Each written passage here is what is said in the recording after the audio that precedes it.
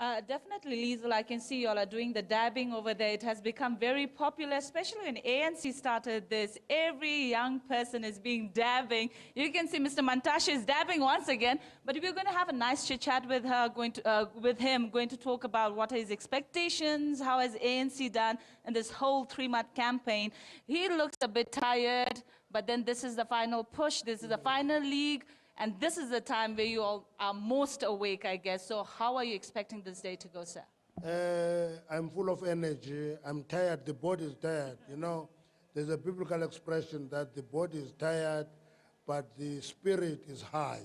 And that's how I feel today, that we've done enough work for these elections. We're going to win them. We've put enough energy, enough time, enough resources. We spent many sleepless nights. And this is a mop-up activity to close off the work that has been going on for months. And definitely, voter turnout for election, usually local government I'm talking about, is usually less than the national government. What special thing that ANC has done to ensure higher voter turnout? If we are going to do well, every leader in every locality must organize transport to take voters to the voting station. Number two, ensure that you take your special voters to the voting station, to the voting station a day before, the 2 days before, so that you don't miss voters who vote for us. It is voters of the ANC who are normally complacent and laid back and believe that the ANC has won in any way, want to change that attitude. Definitely, that was one of the problems we noticed even during the campaigning. People want, the transport glitches are the main problem. So you say ANC has ensured that every ANC supporter gets to go to the polling station to cast their vote. Every local leader of the ANC must contribute in ensuring that every voter go to the voting station. If we do that, we're going to win these elections to the surprise of the doomsayers. So let's go back to, the hotly contested areas. That's the Nelson Mandela Bay as well as Tshwane. So Tshwane, your ANC's own internal polls have showed 52% support. Are you happy with that number? You see, we're not only working on 3. The people have been telling us about 3 metros, Tshwane, Nelson Mandela, Johannesburg. Want to win 8 metros. Want to win 8 metros. There's no metro that we've written off, including Cape Town, which is in the hands of the day now. But take it over. That was the essence of our campaigning. And we're confident that the work we've done, you see, campaigning is about tampering with the polls. Polls can project this, but if you put extra energy in an area, you change those polls to something different. But do you see, we've seen during the campaign, and also ANC has obviously focused on local issues, but opposition parties have made it very national. During their campaigning, they were talking about Kandla saga, they were talking about former finance minister Nantla being fired. Do you think that is going to impact ANC's votes? Unfortunately, local government is about what you have been doing in the area, which the ANC is in a better position to explain. This is what we've been doing here in the houses. There's water, there's electricity in this area. That area is outstanding. And what you are committing to do, because of what we have done, the next program is to take that to a next step. For example, people always say the middle class is very negative about the ANC. We always explain to them that you better be positive because you are beneficiaries of change. Beneficiaries of change cannot turn their back on the changes because there are still more people who must benefit from the changes. So, and the third area that is decisive in local government election is the candidate for the ward. If you selected a reputable candidate, you are going to win local government elections. Yes, you can talk about national issues, but they are not the deciding issues. Locals are important, and the local candidate is important, and more so. Unfortunately, because opposition parties have no history to tap on, even if it's that they are so ashamed of their history, they will always come and promote the ANC. When an opposition party promotes Mandela, that opposition party is saying, we have nothing to offer, the ANC has everything to offer.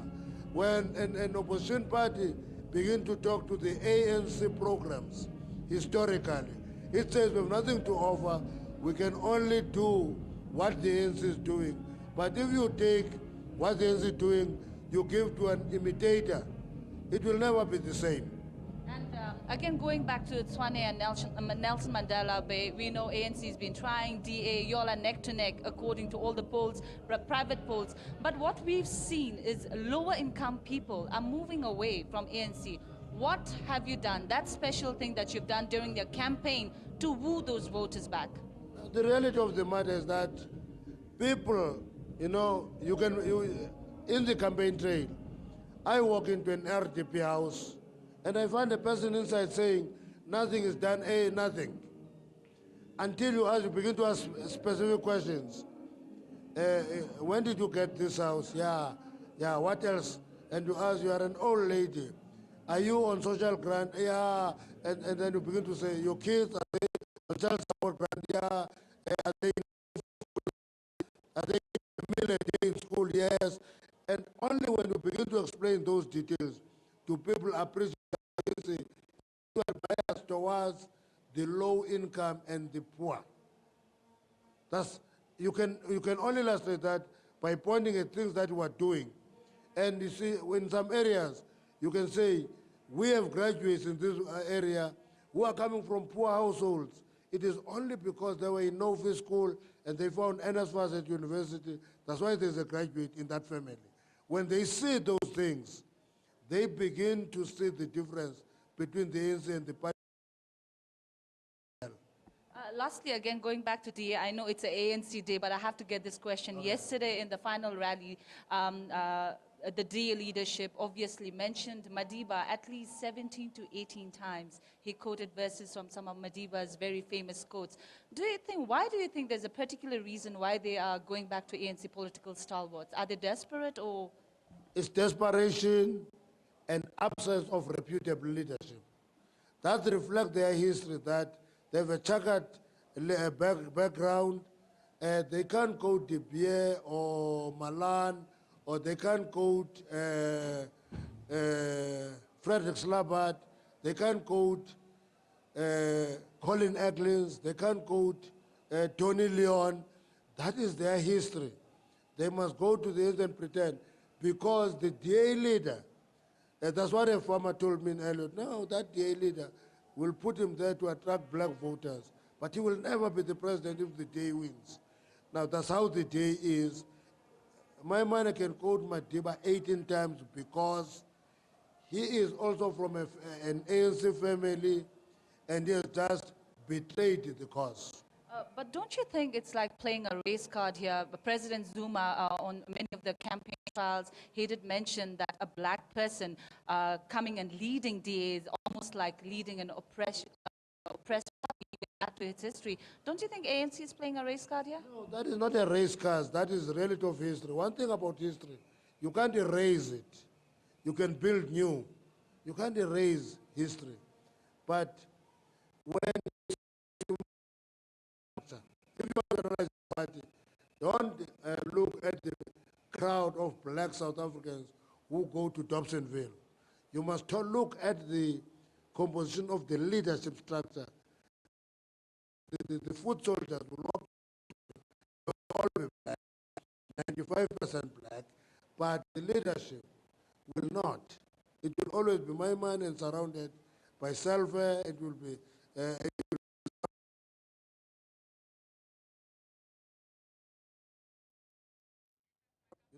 All right, we do apologize for those technical issues. Of course, we are coming to you live from the Siyangoba rally held in Johannesburg, Ellis Park Stadium. That was our reporter, Calvin Ongmu, chatting to the Secretary General of the ANC, Gwede Mantashe. Now, Prof, let's rope you back in there. We saw Jesse Duarte. We saw quite a few people operating in the DAB movement, appealing to the youth. Obviously, do you think enough has been done to persuade the youth market, who obviously don't have the same sentiments as their parents in terms of voting this time around come August 3rd? Well, I think all parties have actually tried. One party that has actually done well in terms of trying to woo the young ones is the EFF, because what they've fashioned the message is a message that has an element of militancy, revolutionary rhetoric, and the young people are always drawn to that, and especially when they can argue that you've had a party that has been in power for so long, and we don't have much to show for it. But listening to both Jesse and Mantashe, what you also realize that this is a message that they should have said much earlier. I mean, for instance, the point about my money being a fraud.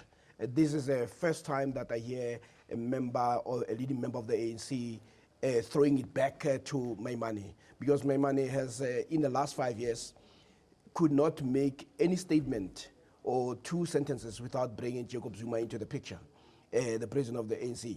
And they have allowed that to occur without actually taking the battle back to him. And now they are actually saying, look at the leadership of the DA. You can look at the masses or the large number of black people who are in attendance in the stadium. Yeah. But once you go to the leadership, you'll find that the numbers that are there, it's about 99 or 98% black. But when you go to the leadership, it's the opposite. So when you have that situation, it can be argued that what you have a person who is there to almost maintain and sustain and perpetuate white dominance at the level of ideas, that black people are simply followers. So you see that element that they have not done before. And there's also reference to President Zuma. And the most fascinating thing, even if I get to that, it's what Mantashe was saying, that here's a party that now wants to appropriate the stalwart of the ANC. Yes. But what he does, unbeknown to him, I mean, there is also an explanation to that, is that he knows that would black people, the black people would not relate to the heroes of the DA or the founders of the DA. But when you do that, you are brushing them out of history. You are actually almost saying they don't count. And that's a message that he's making to the white electorate in the DA, to say right now we've moved on. But it's also understandable that if you want to appeal to black people, you're not going to use whiteness to make that appeal. So you find now a party that is accused of being white-led, but trying to use black leaders to woo voters. So it's almost a schizophrenic existence. When he moves from the rally where there are many black people, he goes to a white enclave where they say he's simply getting instructions. So the ANC has not dealt with that aspect as a fight back. And they come with it much later. And when it comes to also the notion of racialization of our politics, actually, it's actually nonsense. The realities of the ground is that South Africa is a racial country in terms of opportunities. And the black middle class knows that, the black people know that, the person who's most likely to be homeless is black, the person who's most likely to be unemployed is black, the person who's likely to be homeless is black, and that's a reality. And what Jacob Zuma was saying, the president, was making the same statement that Mandela did. And what we saw him doing yesterday was to quote exactly what Mandela said, that the DA is a party of white bosses and black stooges. So they can't run away from that element. But the ANC has not said that enough. It has allowed the opposition, especially my money, to spend 5 years maligning and attacking the president. So I don't know whether in the last few days that's going to work. But I think if they say that in the rally today, and given the coverage, it might actually remind people. But also, most importantly, what Mantashe was also saying is the failure of the ANC to talk about its own successes. It has been so embroiled in internal battles that it is only now that they're able to articulate what is it that we've actually done. But if you let the negativity to become the norm, it takes a great effort to try to undo that, and that's what they've been trying to do in the last 2 weeks. Speaking about opposition parties, yes, less in number, but obviously occupying key roles in certain awards as well. What do you think their role within that sphere is, especially with regards to possible coalitions that have been rumoured to come about after the 3rd of August? Well, given the language that is being used by the parties, and what this is also very important, the opposition parties like the EFF, the so-called independents like the NFFP and all that, they are far more closer to the ANC than they are to the DA.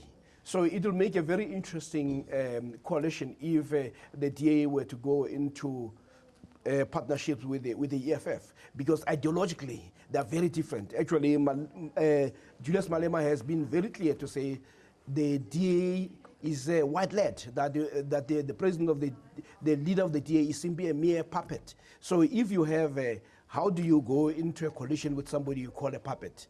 But also even in terms of economic policies, the DA, like the ANC, they believe in notions like tenders.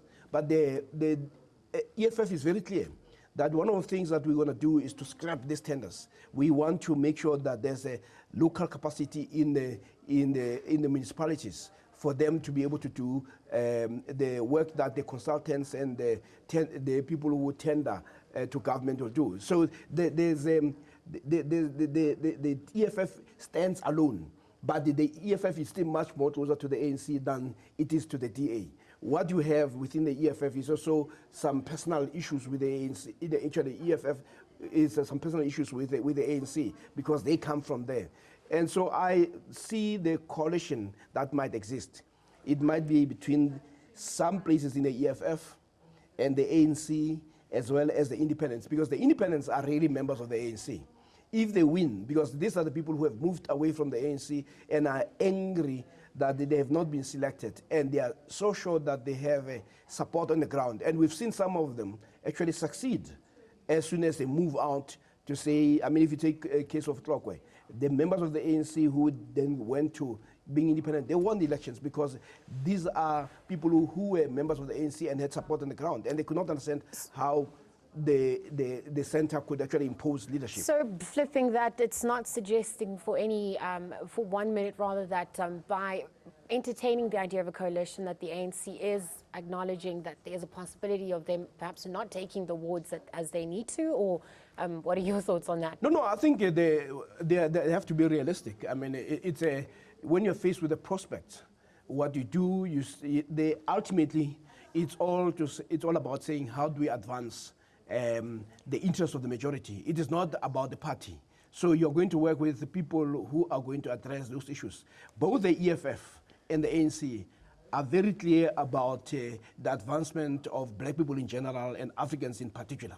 And so if you have a party that is unsure, that cannot be trusted, and ultimately the whole discussion right now, it's about economic transformation.